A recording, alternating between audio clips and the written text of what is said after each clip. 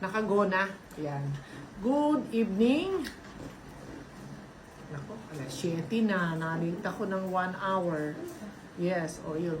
Gario kay Melanie. O, ayan, may mga tape-tape pa ako. So, nagpa-facial ako at may konting tinanggal na mga warts. Ayan, so, dinner na kami! Heto na, ang mga napulot ko sa rep. Nahalukay sa rep. Meron ito, nakita ko meron po parang ganito. Yung nabili ko sa ano to, sa Feliz. Yung daing na, ano tawag sa daing na to, darling? Daing na, anong isla ito? Daing na, ano na nga? Bagtit. Ay nako, hindi ko masabi. Nasa dulo ng dila. Biya! Masuka, ang sarap. Kamatis. Gambot, oh. Lambot lang po. Sarap. Kaya lang At meron pa tayo itlog ni Kuya. Itlog ni Kuya, oh. I-try nyo. Sarap din.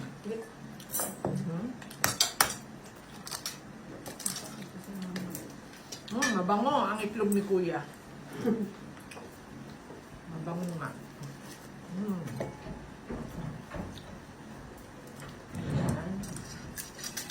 At kami ay may lakad pa. Kaya mabilis ang kain.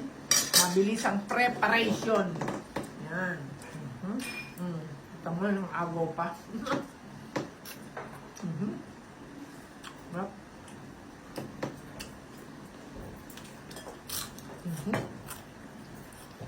Sarap. Ang biya. Meron pa. Ito, ha? Ito yung beef tenderloin. Niluto ko kanina na, nako, grabe himay ko dito para matanggal yung mga matitigas na part at saka yung may mga litid-litid. So ito ay talagang malambot na yan. Piling-pili na. Pinaka-tender na part ng tenderloin. Napakalambot, darling. support siya. Dito. Ano ka? Harap. Harap.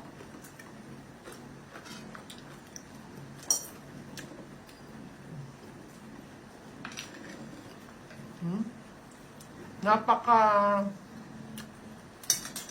pino ng egg yolk niya.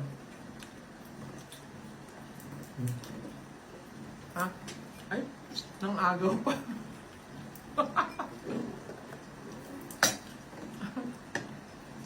Sa mga nagtatanong na itlog ni Kuya, doon ko po ito nabili sa Feliz. Ang bango!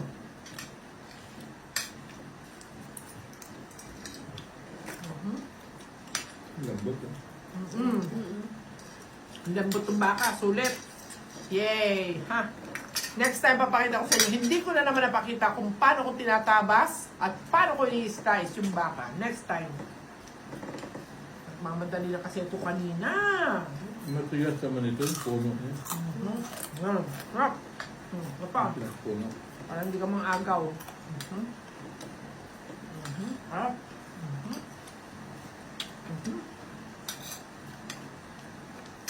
Pagod mo yung exercise. O, di ba? Simple. Simple lang. Mag-low carb.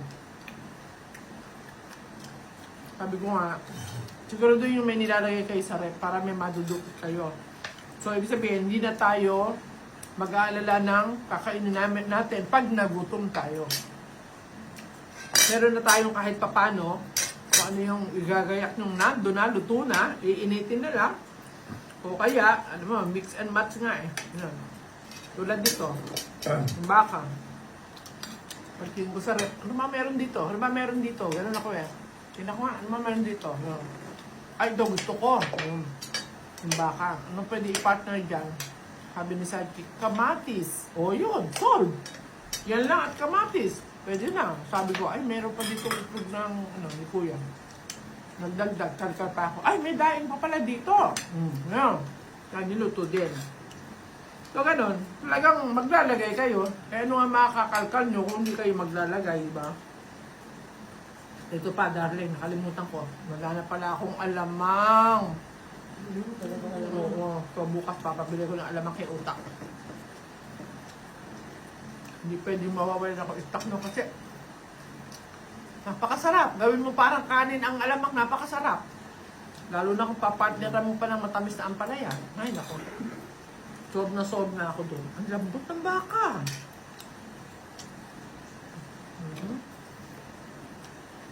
Umuulan na naman. Good news ng treadmill.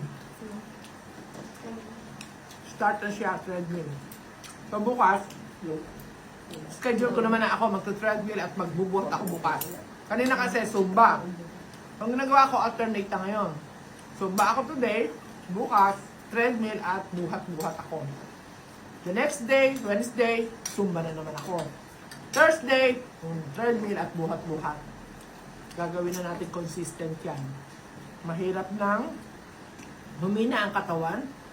Kahit tayo low carber, kailangan pa rin talaga na maging consistent tayo sa pag-exercise. Nako, believe me.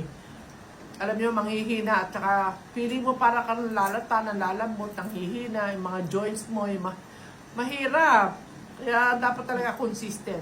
Hayaan nyo at share ko sa inyo kung ano yung mga ginagawa ko pang exercise na mga simple para mga senior, yan, para sa ating mga oldies na, ha? So, balik exercise tayo ng consistent. Okay po? Thank you! At no! No life, no life, no life.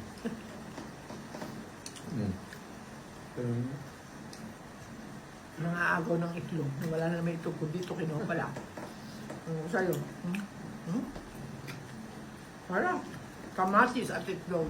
Oh, thank you. At kami may lakad pa. God bless. Bye!